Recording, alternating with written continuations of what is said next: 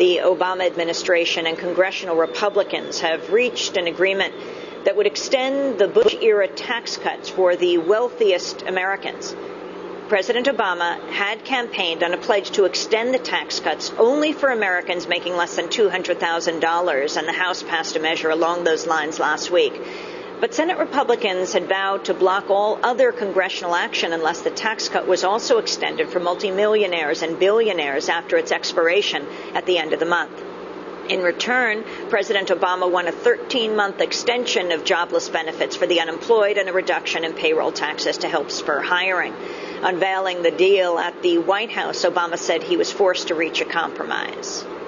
So sympathetic as I am to those who prefer a fight over compromise, as much as the political wisdom may dictate fighting over solving problems, it would be the wrong thing to do.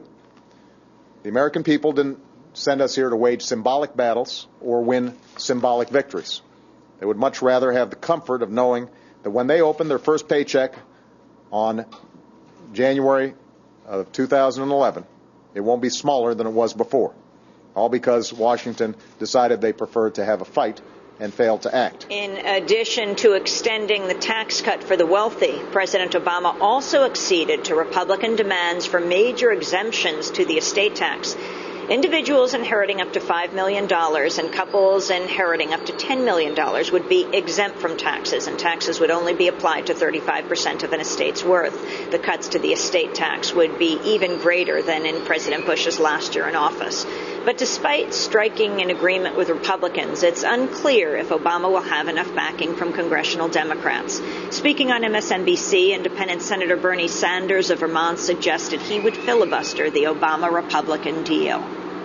The issue is the insult, the outrage that they want tax breaks for billionaires, but they can't in their heart come up with extending unemployment compensation so that millions of families in this country will have a modicum of security. That's an outrage. I believe politically we can rally the American people around that cause.